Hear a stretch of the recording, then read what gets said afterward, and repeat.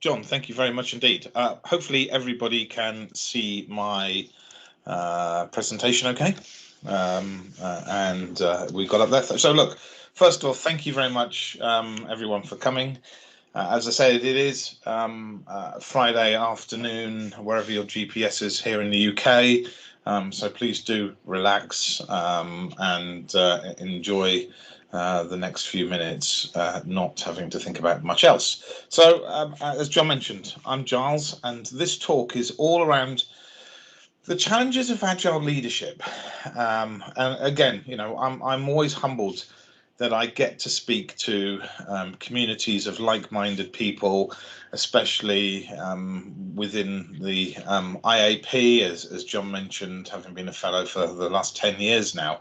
And I enjoy meeting new people and obviously sharing my experiences at events and conversations just like this. So let's begin. So hopefully it works. Okay, great. So my talk today stems from my own experiences, I should say, successes and failures leading agile adoptions in modern engineering organizations over the last 10 plus years, working with executive teams that have been both united and wholly disconnected, and understanding the journey that agile leadership has been on to get where it is today. And I'm going to be highlighting certain common challenges that agile leaders and leaders themselves frequently face in the workplace when trying to create an environment which actually allows modern ways of working, those agile ways of working, to succeed.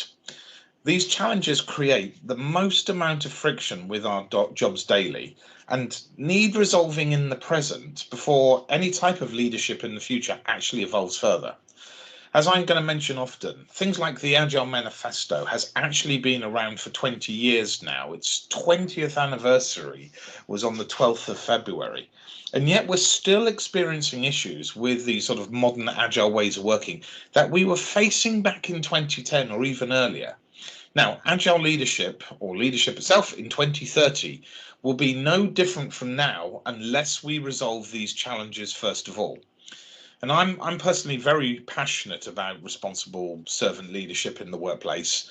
And I've spent the last few years trying to give back to communities by sharing learnings, the mistakes I've made, and telling the importance, or telling stories of the importance of actually having the right leadership in organizations and why agile ways of working actually matter.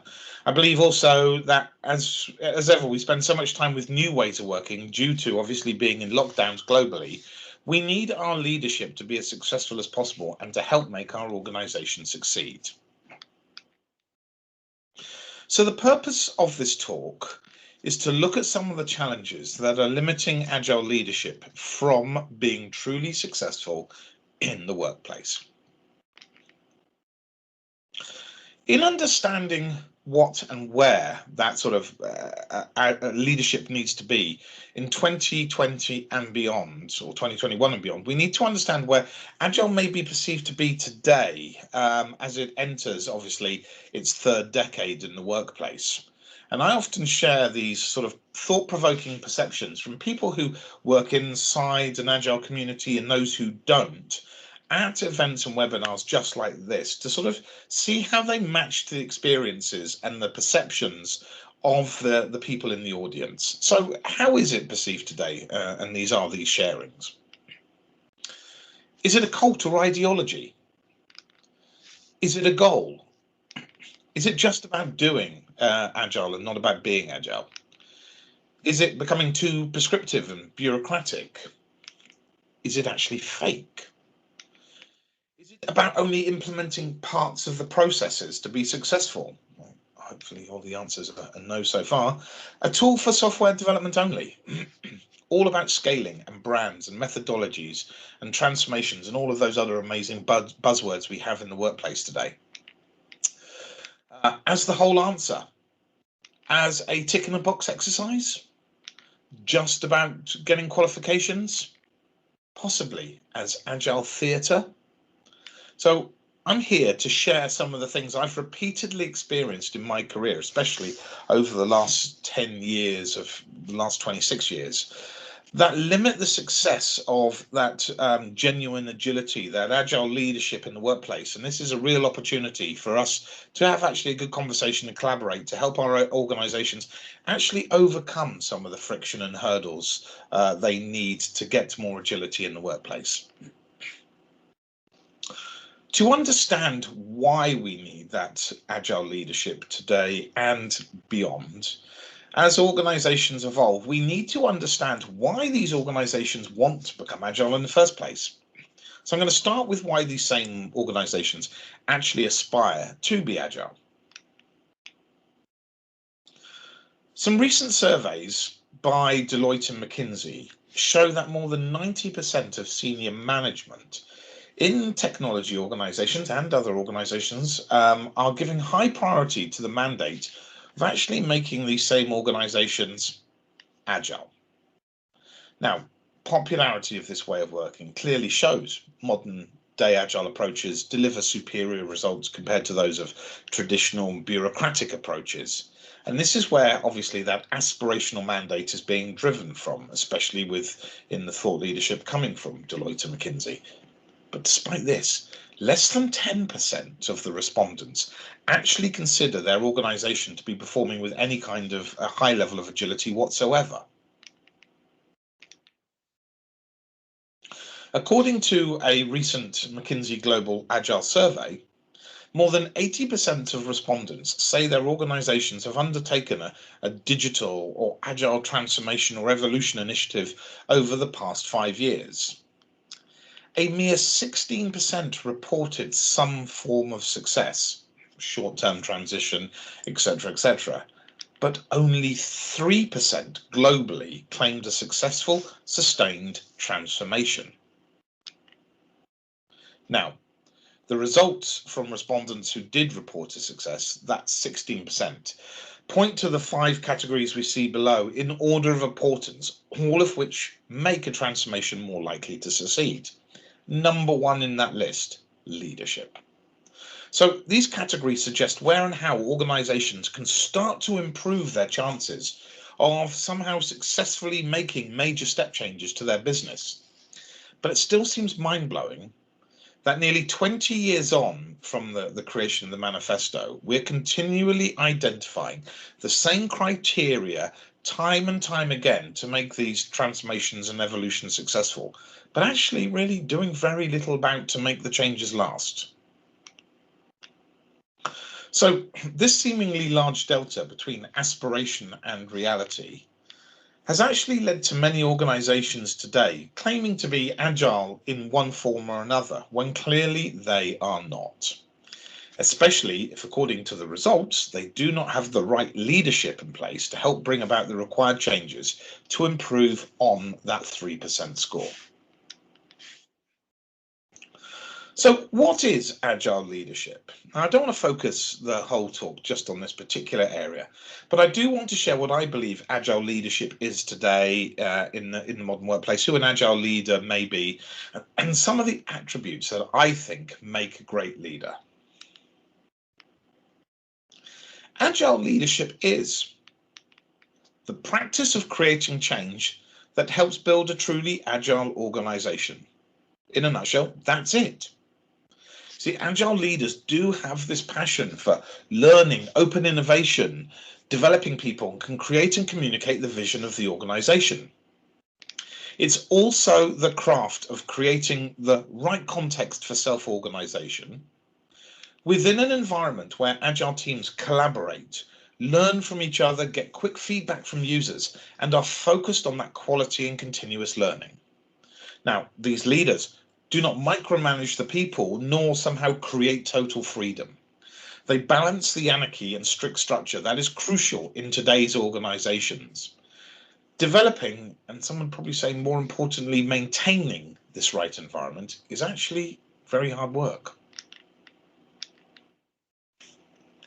These leaders focus on principles such as designing and improving the culture, facilitating teams to take ownership, coaching these teams to understand the agile mindset, promoting and learning and feedback from experiments and the failures, and co-creating long-term goals with the teams so they know what they are actually aiming to achieve. Additionally, these leaders have to operate well in a wide range of circumstances, especially new, changing, challenging, and often daily ambiguous situations. So, who in an organization is an agile leader? Think of the role of the agile leader as a placeholder for whatever you decide to call the role, however you decide to define it. It's going to depend somewhat on your organization and how you organize work accordingly. But an agile leader, for example, could be a coach, a senior executive, a product owner, a project manager, a scrum master, release train engineer, software engineer, coordinator. The list goes on and on and on.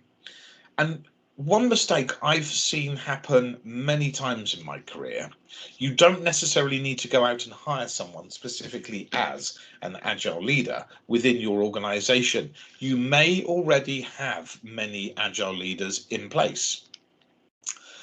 But for whoever is in this position, it's a critical function and it needs to be a key part and recognized as a key part of any organization for any sort of complex cross-functional endeavor that involves more than a handful of teams and departments.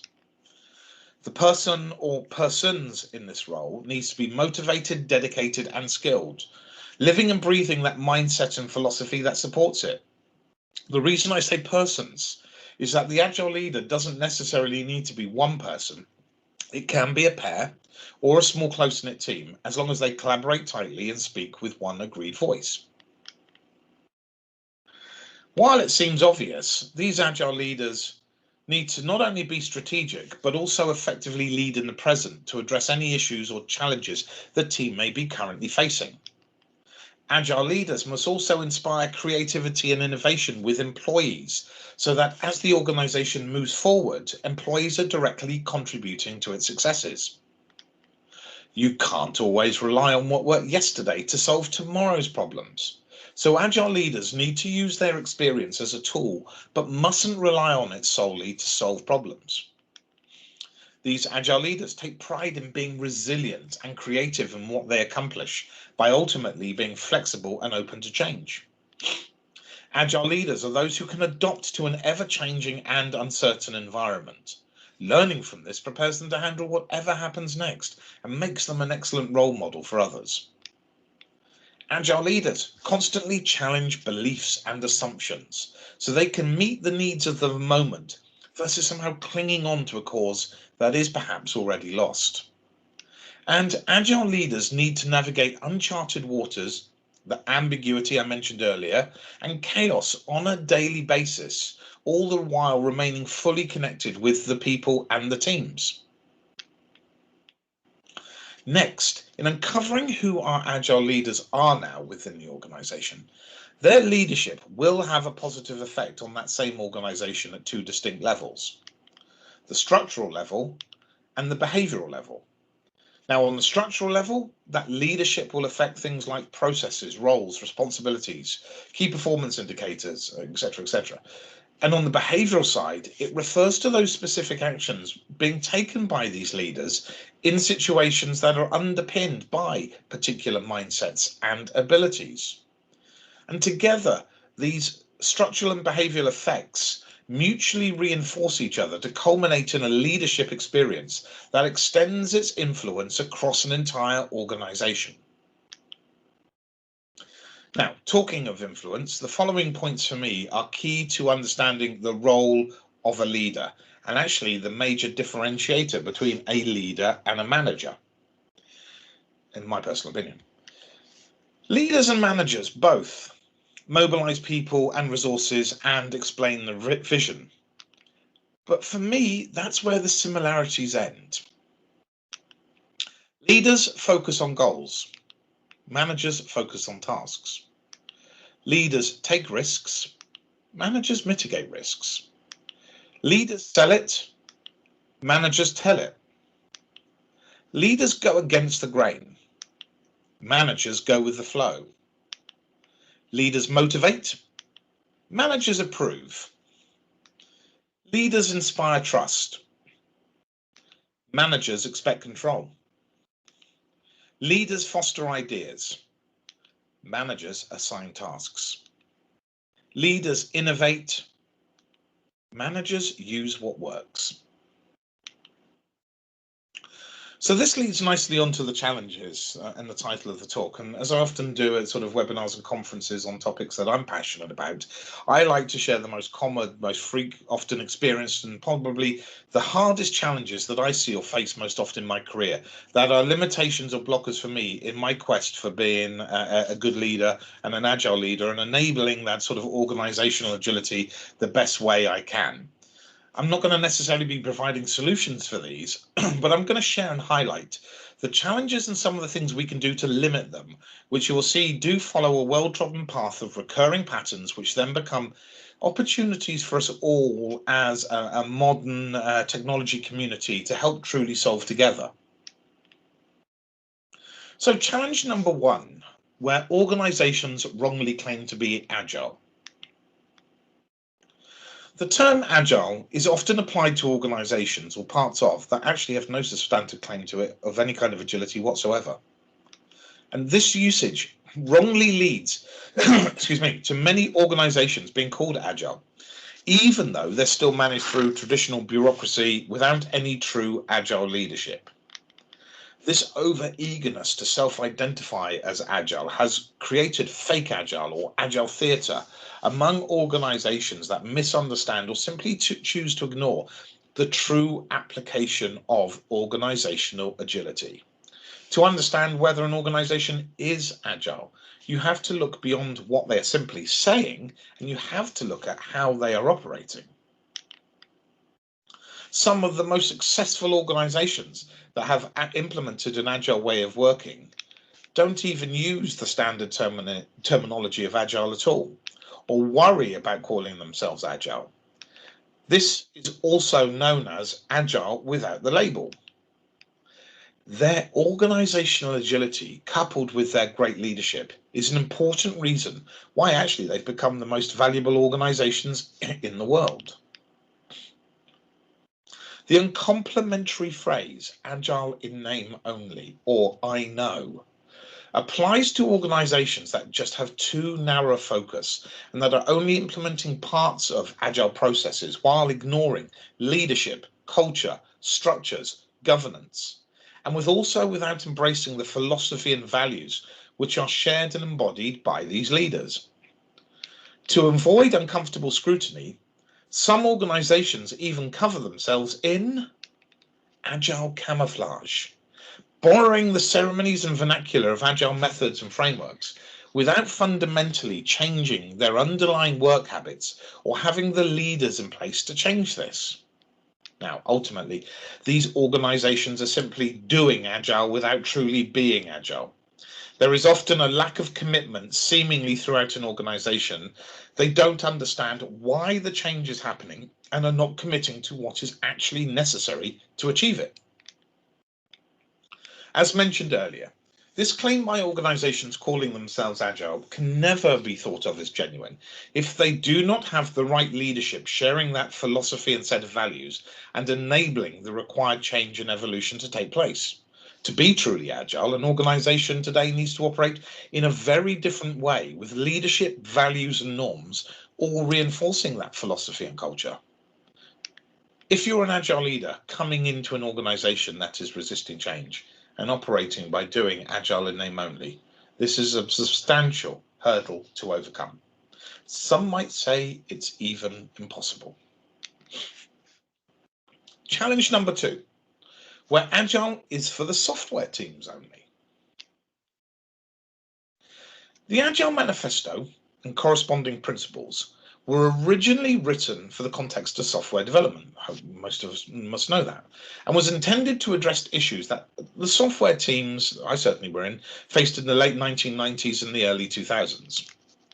The fact that the wording of the manifesto is limited to software development is actually less than adequate as a definition of organizational agility for today or the future, meaning there is a very real need for it to further evolve. When agile processes are introduced, or sometimes forced upon software teams in traditionally managed organizations, without the right coaching or leadership, they inevitably run into conflict with other parts of that business that have much more bureaucracy and are less flexible to change. Organizations will still be behaving in exactly the same way in 2030 unless we work together to bring about major change to organizational design and current ways of thinking. Because the current version and most widely shared definition of Agile is all about software development, senior management often become confused asking, isn't it just for software only? And as I've personally experienced far too often, certain non-agile leaders of an organization undergoing a change or evolution or transformation, or as I said earlier, whatever you and your organization call it, think all that's involved is the software teams learning a new framework. And as an agile leader, I've had to coach many senior managers and executives on agile foundation courses to help them understand what it's all about. Therefore, understanding that agile philosophy and being able to manifest those agile values at all business levels is critical for the agile leader to help build and grow that truly agile organization now and in the future. In arriving at this software only perception, without the right leadership and philosophy in place, Agile often ends up as just a couple of the pieces of the process or somehow cobbled together, maybe some sprints for development purposes, and especially with no adoption within the rest of the organization, which is wrong. Often intensifying the idea that Agile is simply the coding part, which senior managers believe don't require other elements, departments, and actors involved in that overall process. This again creates a version of fake Agile within that same organization and limits the idea that Agile actually refers to the ability of that company to rapidly respond to change and continually improve. If you're an agile leader brought into this kind of environment that is unaware it needs to change or is simply resisting it, you need to find ways and try different approaches to enable agility throughout the whole enterprise and not just have it working for the software teams to ultimately remove large parts of this organizational friction. Now, this can obviously be done with things like systemic coaching, sharing the why, learning from other organizations, introducing communities of practice, finding your organizational champions, and creating the right ways of working. The idea that Agile should operate across an entire organization, aka business agility, is not necessarily new, but it can only be a positive thing, and I hope everyone here agrees. This agile business can then become more adaptive, flexible, creative, resilient when dealing with complexity, uncertainty, and change, leading to improved well-being and hopefully better business outcomes. Challenge number 3, why Agile is disliked by the command and control gang.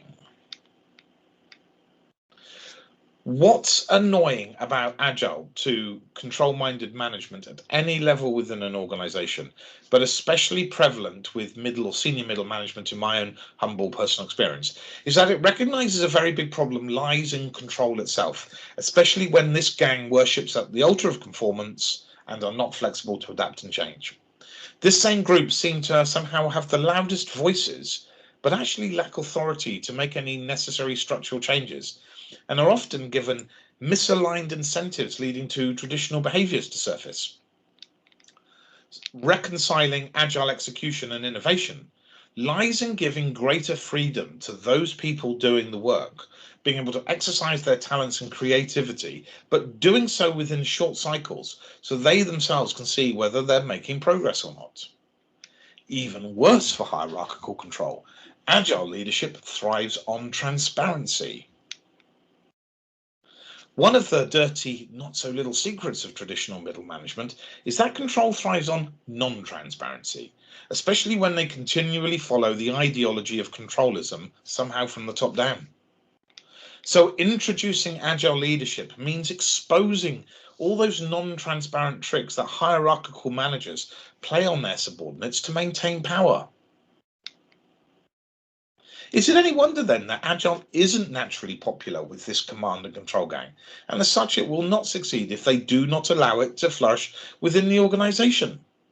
There have been many well-documented situations, you've just got to go and Google it, where an Agile transformation or revolution didn't deliver the expected improvements. We saw that with the stats at the start, or even failed and was ultimately stopped because of the involvement of this gang.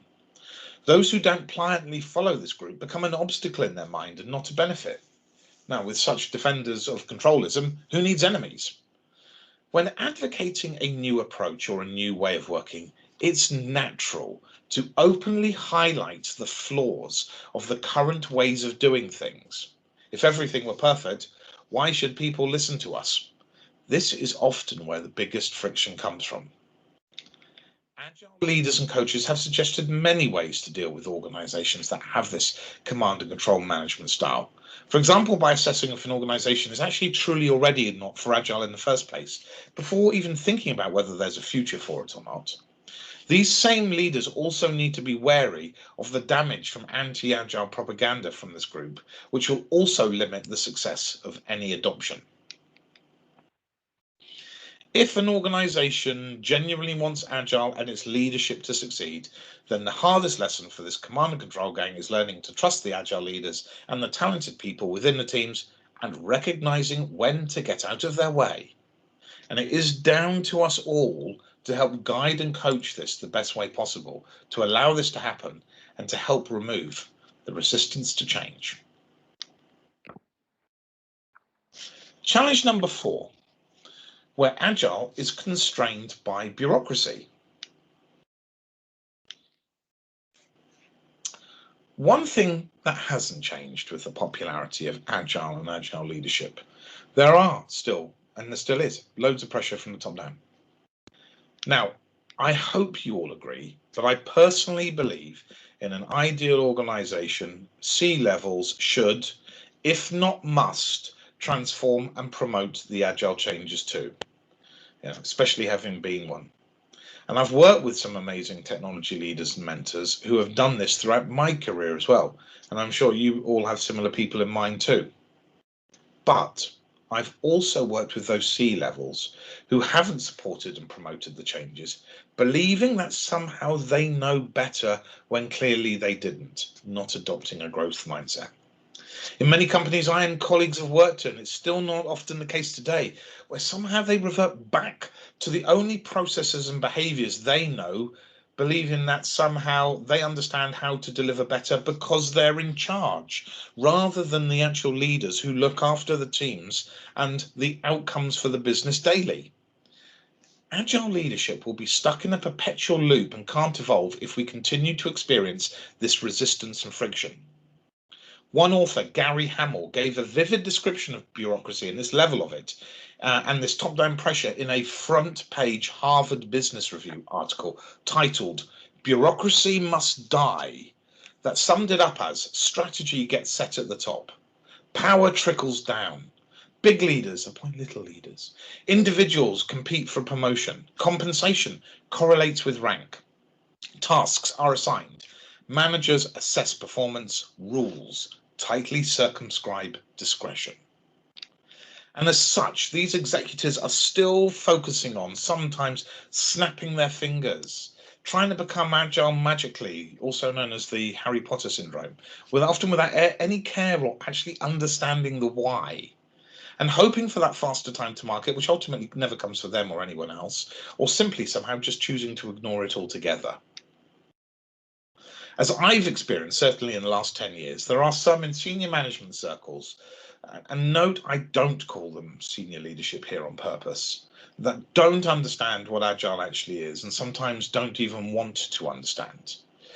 I previously had a rather ignorant line manager as a CIO who used to say of the Agile way of working to others, "What is that Agile thing you do?" Even if I and colleagues told him 20 times a week. Now, bizarrely, I once got an apology from people we were talking to in a large meeting about ways of working after he said this and walked away. Needless to say, less than 6 months later, he was no longer the CIO. And I've also worked with an exco in recent years that were so disconnected simply due to bureaucracy being the company culture when I arrived. And this same group sometimes mistakenly think that agile and agile leadership is a new kind of anti-bureaucracy, or voodoo, as I've often heard it called, associating it with a lack of control or management, a chaotic free-for-all, if you like, with no plan, which leads to a lack of a coherent, coordinated approach across the organization, i.e. no clear view of changes, which together lead to, hopefully, desired outcomes. Or possibly through an element of fear, they believe they will lose control of the products and not be able to make changes to them as and when they see fit. Senior management often experiences friction with new agile ways of working, often due to a lack of education given of the journey being taken, even if they are the ones who've mandated this change in the first place, or a lack of coaching to understand the why, or a lack of trust of the people who are actually responsible to deliver, or even simply just down to a general resistance to change. Wrongly thinking sometimes it's going to cost too much to implement, or losing sight of the real goal, which is achieving successful outcomes, not simply doing agile as some sort of tick in a box exercise to say now the company is being agile. Big reveal moment. Drum roll, please. It's not all their fault. A fundamental issue for senior management is that the standard agile vocabulary, born from the foundations of agile, with frameworks like Scrum actually was around 6 years earlier than the manifesto, October the 15th, 1995, it launched, were devised purposefully to be unattractive to this same management group. And I understand why this has happened, but I don't understand why it hasn't since evolved. One thing all agile leaders and coaches have to be mindful of is that these same frameworks have offered little or zero guidance to those people who actually have to change the most. We as an agile community at times seem to have completely missed the fact that the people who actually need the most coaching and support are those senior managers who are in charge. It seems crazy to believe, but I've only seen this being openly discussed and talked about in the last few years, yet we've been working in agile ways for 20 years. Did we all somehow hope this friction would just magically disappear? Or were we, including myself, just wearing blinkers the whole time? A lot of senior managers I know aren't actively fighting agile. They just simply haven't understood how it applies to their role and the importance of it, and how to perform those roles in ways that enhance that organizational agility. Because of a lack of support and education given for this group, iterative change has become so fast with our agile ways of working that big hierarchical bureaucracies cannot cope. And in turn, that means senior management can't cope with the pace of agile either. Somehow sending commands up and down the management ladder is simply too slow and cumbersome and causes further friction if not managed properly by agile leaders and coaches. The voice of the customer is often lost in the battles up and down this same management ladder, with those at the top being often too removed from the customer and the work being done to even truly know what's going on, let alone understanding how to respond to it. They fixate on wanting to change things like organizational culture, not in an agile way, unfortunately, producing 50-page IT roadmaps that are going to be out of date in 3 months, without understanding that they need to change first of all and become supportive of what is going on already. If organizations are not careful, these new agile ways of working become wrongly rediverted into yet another company reorganization, driven by the same senior management wanting to get control back over what's happening in the organization, creating even further change fatigue and making it less likely to succeed. Being part of the opposite 3% statistic, so the 97% I mentioned at the start. And I've often heard people talk of the soul of a department being ripped out with changes like this, especially when agile leaders are let go.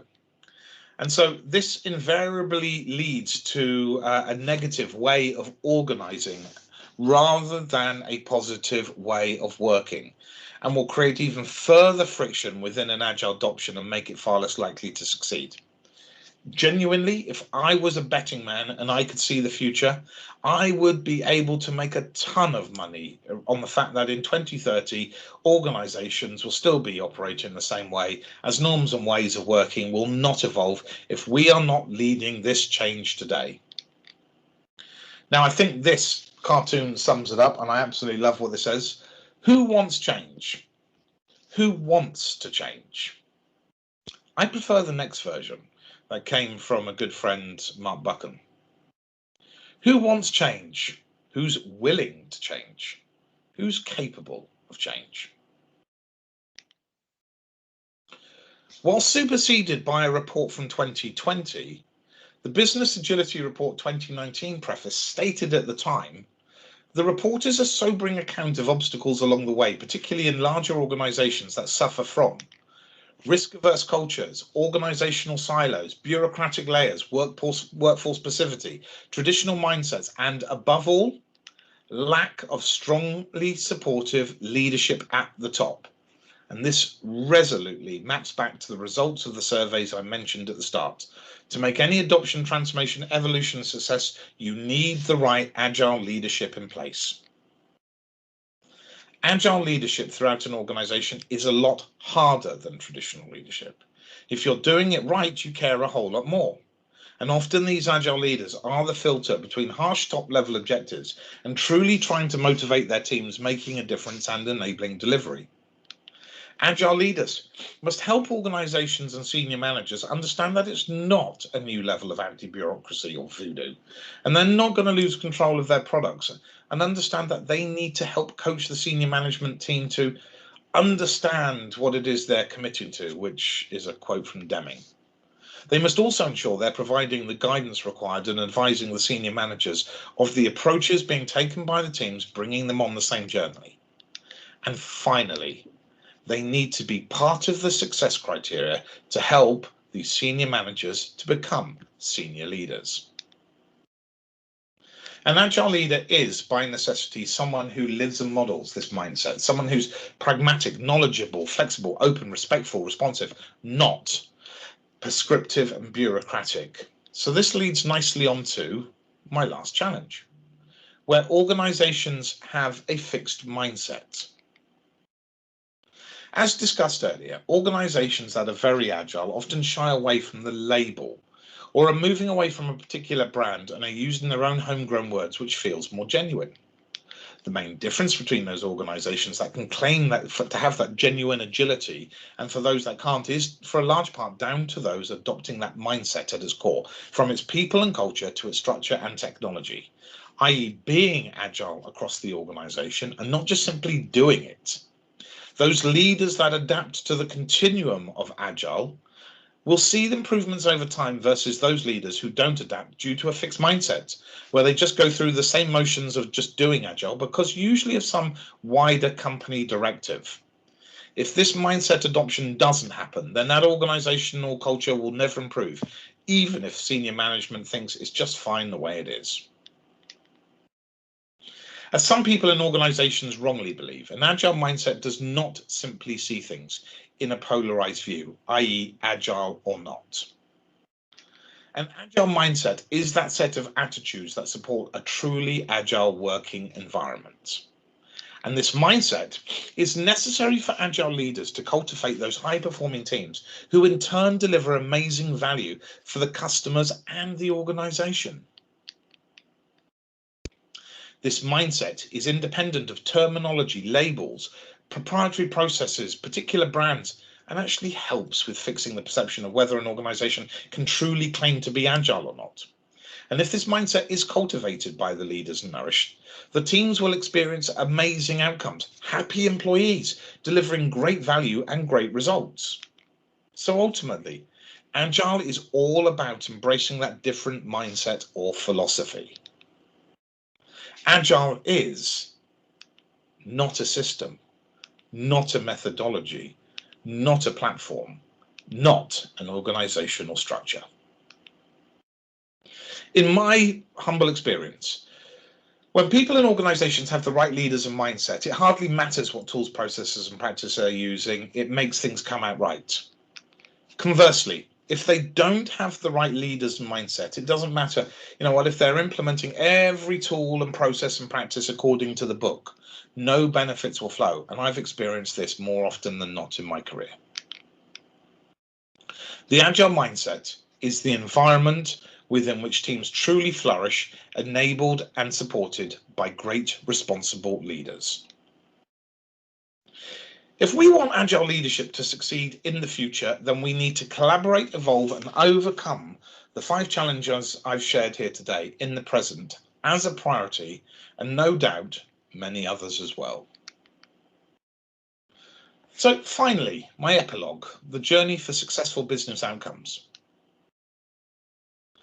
As I've mentioned many times today, Agile is that embraced philosophy and set of values brought about by having the right leaders and ways of working supporting the people and culture.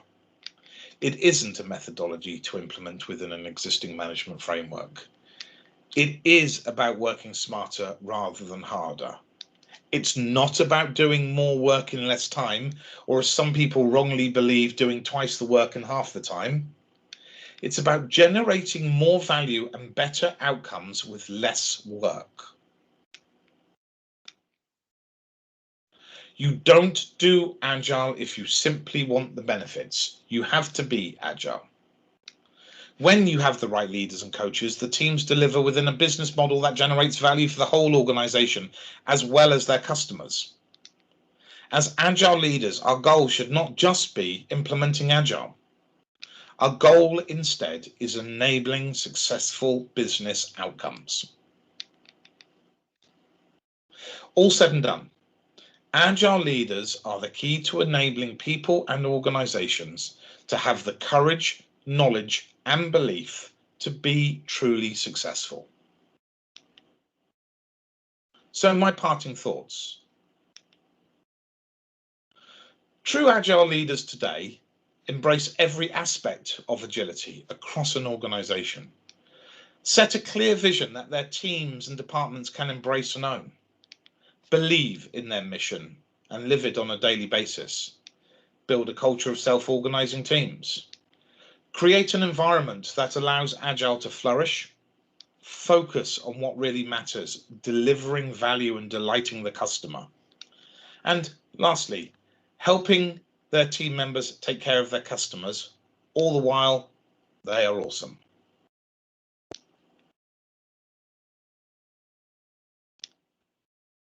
Thank you everyone for obviously coming to my talk today.